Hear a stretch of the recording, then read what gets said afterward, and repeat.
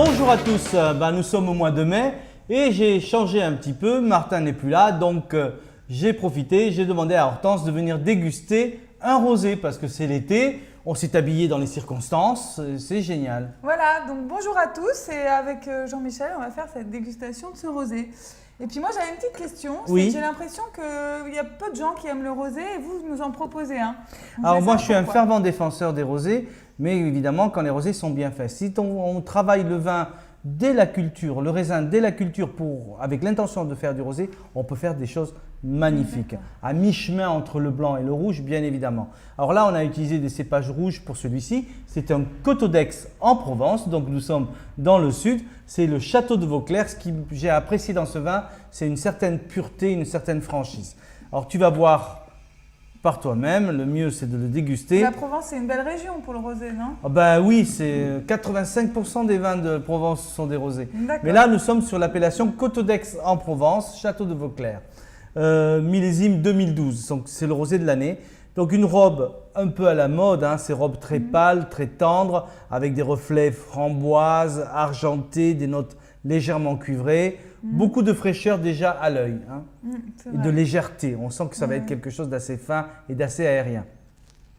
Au nez, voilà, c'est ce qui m'a beaucoup séduit. C'est très franc. On est tout de suite dans le vif du sujet. Fraises, fraises des bois, framboises, groseilles.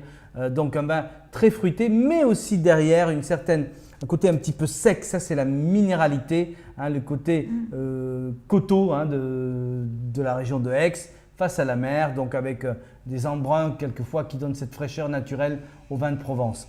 Donc très joli vin. Il sent l'été. Très fin, très élégant. Alors on a du grenache.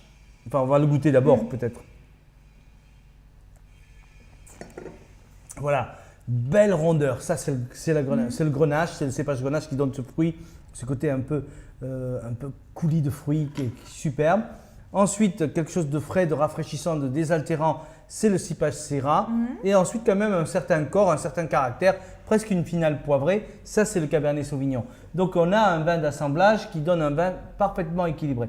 C'est un vin très agréable à boire aujourd'hui. En général, les rosés, on peut les garder 2 ans. Mais là, pour moi, c'est mon rosé de l'été. C'est ce que je vais boire presque tous les jours pendant tout l'été sur une cuisine conviviale, extérieure. Barbecue, mais pas que. On peut faire aussi des viandes froides, des salades niçoises, des pistes saladières, pourquoi pas une pizza d'ailleurs quand autant qu'on y est.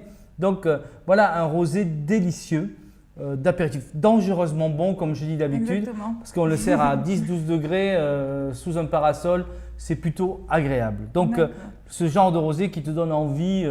C'est le rosé qui va nous accompagner tout l'été en fait. Voilà, tout l'été. On est déjà en short, chemise à fleurs, il était temps qu'on les sorte. Voilà. Commencer à sentir la naphtaline On sort les maillots et c'est parti pour tout l'été. Voilà, donc un excellent rosé, château de Vauclair, Coteau d'Aix en Provence. Bonne dégustation. Bonne dégustation.